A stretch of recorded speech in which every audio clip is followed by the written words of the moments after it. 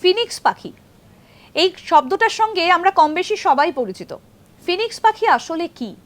বিভিন্ন জায়গায় আমরা এই ফিনিক্স পাখির উদাহরণ পাই। গ্রিক পুরাণ, গ্রিক কাব্যে এই ফিনিক্স পাখির উল্লেখ রয়েছে। ফিনিক্স পাখি হচ্ছে গ্রিক পুরাণ অনুসারে অত্যন্ত পবিত্র অগ্নি পাখি। আগুনের মধ্যে থেকে একটা পাখি বেরিয়ে আসছে, আগুন জ্বলছে আর সেখান থেকে পাখির মাথা দেখা যাচ্ছে, মানে পাখি আগুন থেকে বেরিয়ে আসছে। এটাই হচ্ছে ফিনিক্স পাখির একটা সিম্বল। গ্রিক পুরাণ ঘাটলে দেখা যায় যে এই ফিনিক্স পাখি তাদের জীবনচক্র আবর্তিত হয় হাজার হাজার বছর ধরে। যখন তারা বুঝতে পারে তাদের অন্তিম সময় আসন্ন, যমদূত এসে হাজির হবে, ঠিক তার আগে এরা নিজেদেরকে পুড়িয়ে দেয়।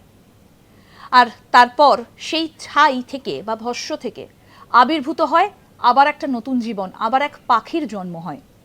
এটাই হচ্ছে ফিনিক্স পাখি। সাধারণভাবে আমরা দেখি ফিনিক্স পাখির চিহ্ন যে আগুনের মধ্যে থেকে যে পাখি বেরিয়ে আসছে, অনেকটা ঈগলের মতো দেখতে। যে সিম্বলটা আমরা দেখি সেটা অনেকটা ঈগলের মতো দেখতে লাগে এবং আগুন জ্বলছে, সেখান থেকে একটা পাখির মুখ দেখা যাচ্ছে।